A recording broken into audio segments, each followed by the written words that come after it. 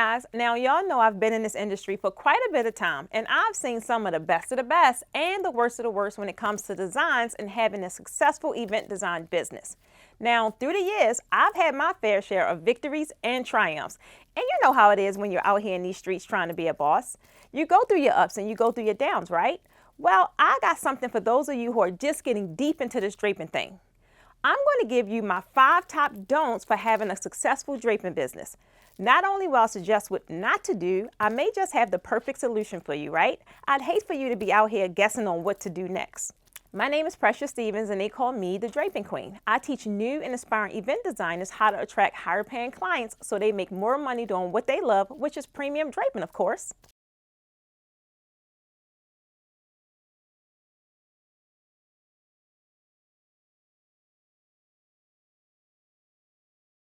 You've got the eye and you've got the design in your blood. You're ready to shake up something in the event design industry, right? You've got all this, but there's still a few things that you feel iffy about. Trust me, it'll probably be covered in this video.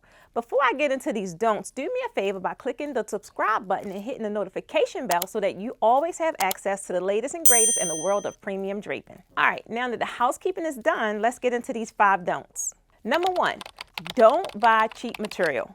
Now look here. How are you going to be great when you're out here throwing cheap, wrinkled fabric on these good people's events and these people venues, right? I know you heard the saying of quality over quantity. Well, make sure that you're always putting out high quality work, which means getting decent fabric and materials. Now, I'm not saying you need to spend thousands of dollars on fabric. I'm just saying don't use no cheap fabric at these clients' events if you want to continue to be in the business and get referrals. I even have a video on how best to use cheap fabric in your designs if you absolutely need to. The link will be down below in the comments. Okay, so for tip number 2, don't make any big last minute changes, right? Certain parts of the event design process are inevitable. However, you decided at the last second that you want to add a chandelier to a backdrop when the event is maybe less than an hour away. It's not really a good idea. Why put that added pressure on yourself when you don't have to? So plan ahead and don't make big changes that's going to stress you out. You want to join this channel's membership at level 3 for step-by-step tutorials so you're better prepared when styling new designs. You will always get a detailed list of exactly what items is needed for each design. That'll help cut your design time in half. All you got to do is hit the join button under any video on this platform. Now for tip number 3, don't clutter the space with your design. I'm not even going to spend too much time on this one because y'all should absolutely know better, right? But still, if you're new to this, don't be tempted to overdo it. You don't need to do too much to make it look good. Again, don't be extra for no reason. Trust me on this one. Sometimes less is more.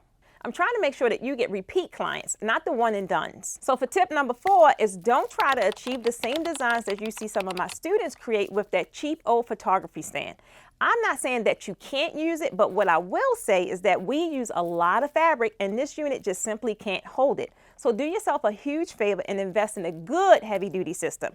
Guess what? We carry an array of sizes all available on our website. All you have to do is click the link in the description to order yours today. And for tip number 5, lastly, don't let anyone walk all over you. Although I believe in the customer service standard of the customer being always right, that does not mean that you have to accept or continue to work with a client who blatantly just disrespect you and your craft.